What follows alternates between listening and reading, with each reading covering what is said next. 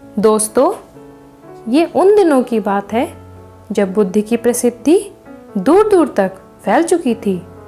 बहुत दूर दूर से लोग अपनी चिंताओं का समाधान लेकर उनके पास आते थे। ऐसे ही एक दिन जब बुद्ध अपने शिष्यों को प्रवचन दे रहे थे, तो एक व्यक्ति अपने पुत्र के साथ बुद्ध के प्रवचन स्थल पर आया और बुद्ध के प्रवचन समाप्त होने का इंतजार करने लगा। जब प्रवचन समाप्त हो गया और सभी लोग वहां से चले गए, तो बुद्ध ने उस व्यक्ति को अपने पास बुलाया और बैठने के लिए कहा। वहां चारों तरफ हरियाली छाई हुई थी। मौसम बहुत सुहाना था। ऐसा नज़ारा देखकर उस व्यक्ति को अंदर से असीम शांति महसूस हो रही थी। इसके बाद बुद्ध ने उस व्यक्ति से आने का कारण पूछा, तो इस पर व्यक्ति ने कहा, मैं बहुत दूर की यात्रा करके अपने पुत्र को आपसे मिलवाने लाया हूँ। ये मेरा इकलौता पुत्र है और ये हर समय थका हुआ सा रहता है। ऐसा लगता है जैसे इसके अंदर कोई जान ही नहीं है, कोई प्राण ही नहीं है। इसका स्वभाव भी काफ़ी चिड़चिड़ा हो गया है। अगर हम इससे कुछ भी कहते हैं तो यह हमारी छोटी छोटी बातों पर गुस्सा हो जाता है। इसीलिए मैं अपने पुत्र के स्वास्थ्य को लेकर बहुत चिंतित हूँ। जब मैं अपने पुत्र को वैद्य जी के पास ले गया था, तो उन्होंने कुछ औषधि दी और कहा, अपने पुत्र को तनाव कम लेने के लिए कहो।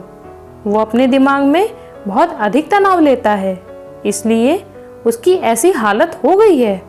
लेकिन मुझे उनके बहुत समझाने के बाद भी तनाव का मतलब समझ नहीं आया। मुझे नहीं पता कि तनाव होता क्या है, यह किन कारणों से होता है और कैसे अपने पुत्र के दिमाग से इसे निकालूं। इसीलिए मैं आपके पास आया हूँ।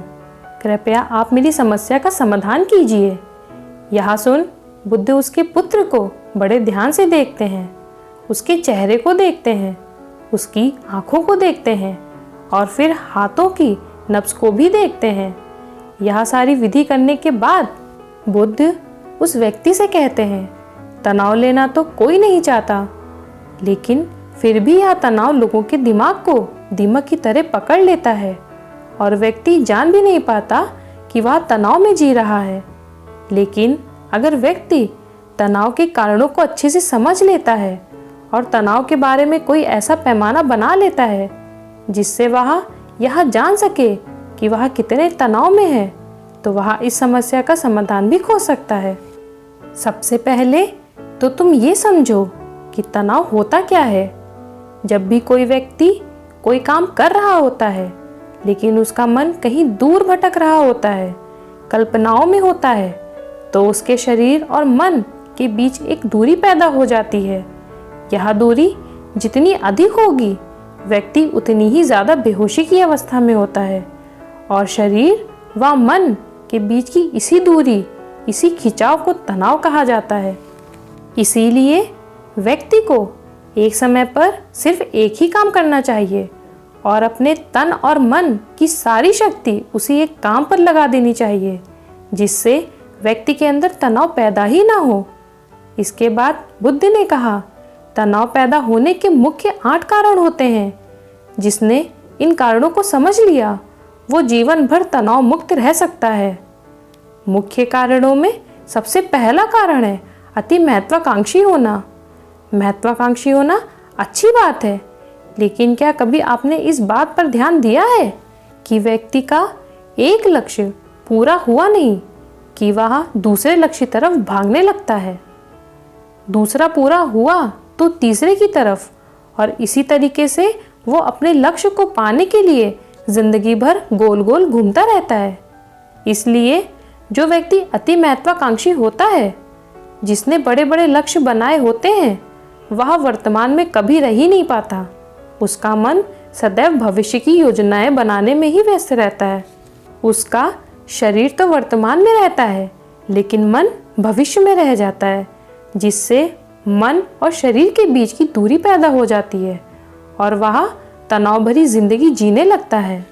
बुद्ध की बात सुनकर उस लड़के ने कहा, इसका मतलब हमें लक्ष्य नहीं बनाना चाहिए, क्योंकि लक्ष्य बनाना भी तो महत्वाकांक्षा ही है।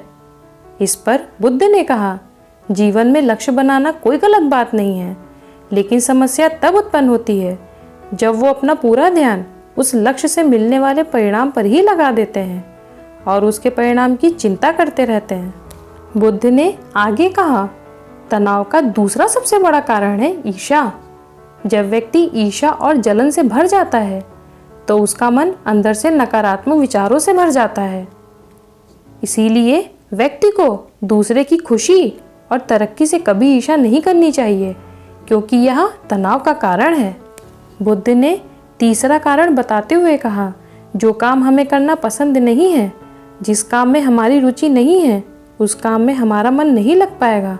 हमारा शरीर तो वहीं बैठा रहेगा, लेकिन हमारा मन कल्पनाओं की उड़ान भरेगा, जिससे शरीर और मन के बीच दूरी पैदा हो जाती है और व्यक्ति तनावग्रस्त हो जाता है। फिर बुद्ध ने कहा, तनाव का चौथा कारण होता है किसी दूसरे से अपेक्षा रखना। बुद्ध ने उस व्यक्ति की ओर इशारा करते हुए कहा, एक पिता होने के नाते तुम्हारी अपने पुत्र से बहुत सी अपेक्षाएं होंगी कि तुम्हारा पुत्र एक बहुत ही कामयाब इंसान बने, तुम्हारा नाम रोशन करे, जैसा तुम चाहते हो उस तरह का जीवन जिए, तुम्हारी हर बात माने। लेकिन क्या आज तक कभी किसी की सारी अपेक्षा पूरी हुई है? जब भी कोई व्यक्ति किसी दूसरे से कोई अपेक्षा रखने लगता है तो वो अनजाने में अपने लिए तनाव पैदा करने लगता है। इसी तरह शारीरिक कष्ट भी इंसान के तनाव का एक कारण होता है।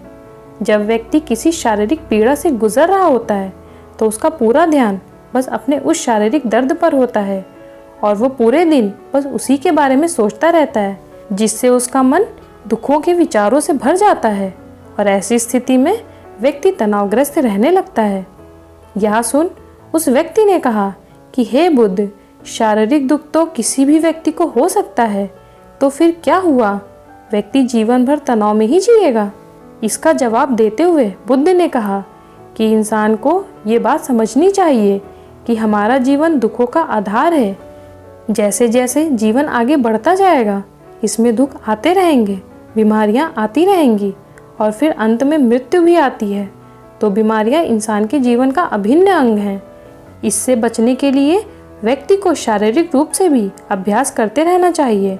अपने जीवन में व्यायाम और स्वस्थ जीवन शैली को भी जगह देनी चाहिए, ताकि उसका शरीर लंबे समय तक निरोगी रहकर सही से काम कर सके। तनाव का अगला कारण है अपनी योजनाओं को समझने के लिए समय ना देना। व्यक्ति को कोई भी काम शुरू करने से पहले उसके अच्छे और बुरे परिणामों के बारे में ठीक से सोच विचार कर लेना चाहिए। व्यक्ति को इस बारे में भी सोच लेना चाहिए कि अगर ये योजना असफल हो जाए तो इसके बाद मैं क्या करूँगा, ताकि बाद में उस योजना की वजह से तनाव पैदा ना हो। तनाव का सातवां सबसे बड़ा कारण होता है टाला मटोली करना।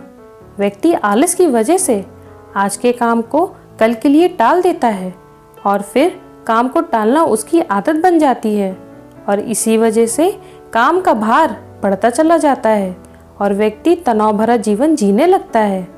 इसलिए तनाव मुक्त जीवन जीने के लिए काम को समय से पहले खत्म करने का निश्चय करें। सबसे अंतिम और प्रमुख कारण जो तनाव का होता है वो है ज़्यादा सोचना। लगातार ज़्यादा सोचना भी एक बीमारी है और यह व्यक्ति में सबसे ज़्यादा पाई जाती है।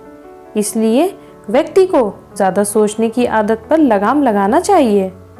यह सारी बातें सुनकर उस व्यक्ति ने हाथ जोड़कर कहा, बुद्ध, मेरा पुत्र अभी छोटा है, वह अभी यह सारी बातें नहीं समझ पाएगा। कृपया आप ही कोई सरल तरीका बता दें जिसको मेरा बेटा अच्छे से पालन कर सके और चिंता मुक्त जीवन बिता सके।